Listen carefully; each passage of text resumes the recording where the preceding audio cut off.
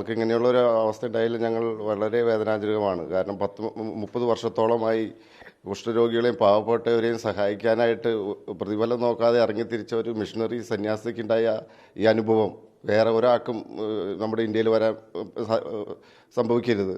ഈ വ്യാജമായ ആരോപണം ഉന്നയിച്ചുകൊണ്ട് വേട്ടയാടുകയാണ് എന്നാണോ നിങ്ങൾ കരുതുന്നത്?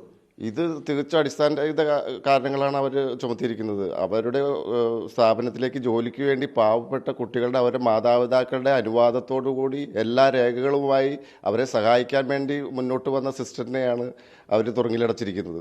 അവിടെ ഈ സഹോദരിയായിട്ട് ഇടയ്ക്കൊക്കെ ആശയവിനിമയം നടത്തിയ അവിടുത്തെ പ്രവർത്തനങ്ങൾ സംബന്ധിച്ചൊക്കെയുള്ള ആശയവിനിമയങ്ങളുണ്ട്.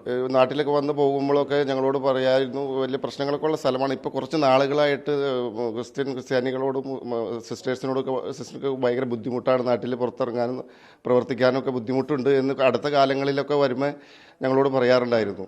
പക്ഷേ ഈ 30 വർഷത്തിനിടയ്ക്ക് പല സ്ഥലങ്ങളിലും മധ്യപ്രദേശിലെ പല സ്ഥലങ്ങളിലും ജോലി ചെയ്തിട്ടുണ്ടെങ്കിലും ഇങ്ങനെ ഒരു അനുഭവം ഉണ്ടായിരിക്കുന്നത് ആദ്യമായിട്ടാണ്.